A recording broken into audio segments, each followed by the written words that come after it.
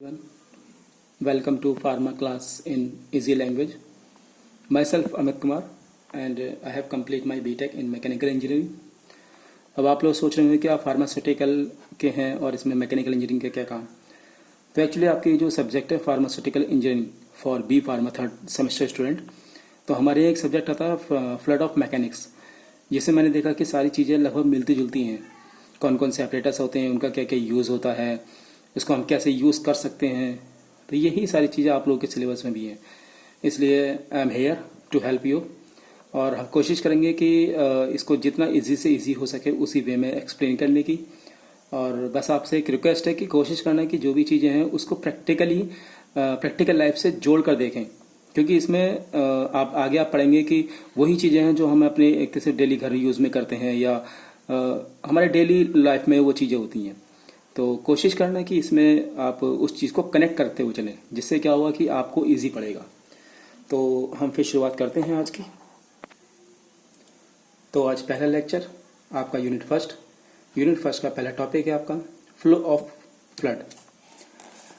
A flood is a substance that continuously deform under N applied shear stress. That means कि flood क्या है कि जब भी हम किसी भी एक हमारा लिक्विड होता है या गैस होता है तो वो कंटिन्यूसली चेंज होता है जब भी उसके अंदर कोई स्ट्रेस या कोई फोर्स हम लगाते हैं।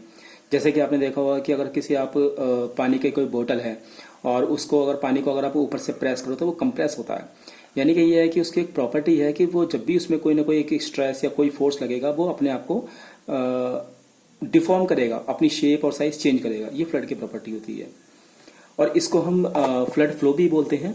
तो फ्लड फ्लो में be defined as a flow of substance that do not permanently resist distortion. That means कि फ्लड फ्लो क्या है कि उसको हम इस तरह से भी डिफाइन कर सकते हैं कि तो जब भी किसी हम फ्लड पर फोर्स लगाते हैं तो वो उसको परमानेंटली नहीं रोक पाता, यानी कि that do not permanent resist distortion. यहां डिस्टॉर्शन का मतलब विरूपण से है,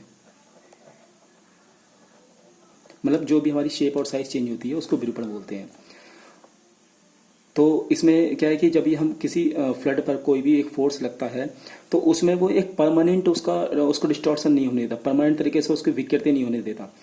कुछ टाइम के लिए लगता है, उसके बाद वो उसको हटा देता है जैसे ही हम उसको वो फोर्स हटाते हैं।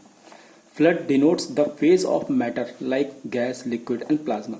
फ्लड का मतलब सिर्फ ये नहीं होता कि सिर्फ एक लिक्विड है हमारा, ये तो वाटर हो गया, वो कुछ भी हो सकता है, वो गैस भी हो सकता है, वो लिक्विड भी हो सकता है और वो प्लाज्मा भी हो सकता है। लिक्विड में बहुत सारी चीज़ें आती हैं, सिर्फ वाटर नहीं है, लाइक वाटर उसके अलावा भी जैसे कि कोई कोई कोई कोई गैस है जो कि लिक्विड के फॉर्म में हो सकती है। Now the application of fluid और फ्लो, इसकी बेसिकली एप्लीकेशंस क्या है, इसके यूज क्या है। To transmit air and nutrient into fermenter. जो भी हमारी हवा होती है, जो भी हमारी जो न्यूट्रिएंट्स होते हैं उनको फर्मेंट में ट्रांसफर करने के लिए होता है। For passing the liquid and gas into reaction apparatus. किसी भी लिक्विड और गैस को जो भी हमारा एक एपरेटस होता है, जो कि हमारा एक जिसको हम इक्विपमेंट भी बोलते हैं, तो उसको उसमें हमारी जो रिएक्शंस होती हैं उसमें पास करने के लिए होता है। During the packaging and bottling of a medicine, जो भी आपकी दवाइयाँ होती हैं उसकी जब पैकेजिंग और बोटलिंग करते हैं तो उसमें हम किस तरह से इसको यूज़ कर सकते हैं, उसमें भी फ्लड का फ्लो होता है, उसमें भी हम इसको यूज़ करते हैं। For mixing of solid and liquid to form suspension. Suspension मतलब निलंबन। तो निलंबन के लिए जो हमारी सॉलिड और लिक्विड का हम मिक्सिंग करते हैं तो उसको हम किस तरह से करेंगे, वो भी हमारा फ्लो ऑफ फ्लड के थ्रू यूज होता है।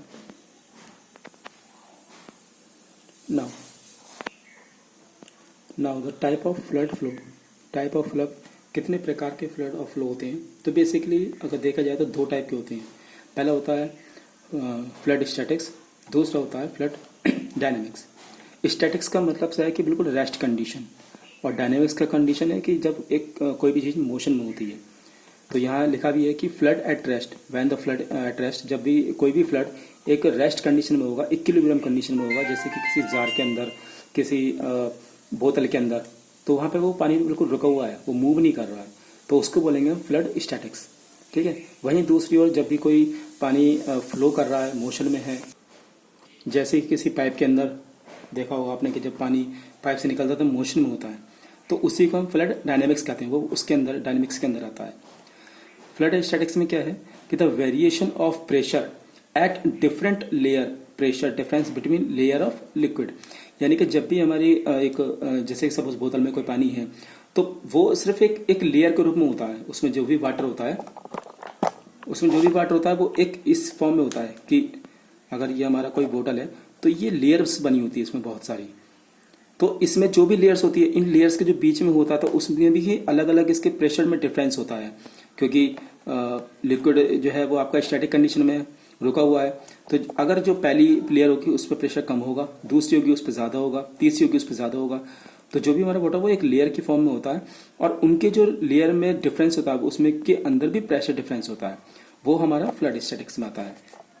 जबकि डायनेमिक्स में क्योंकि वो मोशन में होता है, for liquid gels which will change their flow behaviour when expose to different stress condition, यानी कि जब भी सपोज ये हमारा पाइप है और यहाँ से हमारा कोई भी ये वाटर इस तरह से फ्लो हो रहा है, तो क्योंकि ये पाइप है इसके अंदर फ्रिक्शन फोर्स भी लगता है, तो इसका जो भी बिहेवियर होता है वो हर पॉइंट पर अलग अलग होता है, वो डिफरेंट स्ट्रेस कंडीशन, ठीक है। जब भी हमारा ये एक्सपोज होता है यानी कि यहाँ से एंटर किया यहाँ से एग्जिट किया तो बीच में बहुत सारे पॉइंट होते हैं, हाउस हर एक पॉइंट पर इसकी क्या होता है ये कंडीशन अलग अलग होती है, उस पर कहीं का स्ट्रेस लगता है, या अब जो यहाँ है उस पर तो इसमें फ्रिक्शन फोर्स लगेगा क्योंकि ये वॉल है, लेकिन इसमें नहीं लगेगा, इसमें लेयर्स के बीच में लगेगा, तो ये स्ट्रेस और ये स्ट्रेस दोनों अलग अलग काउंट होंगे।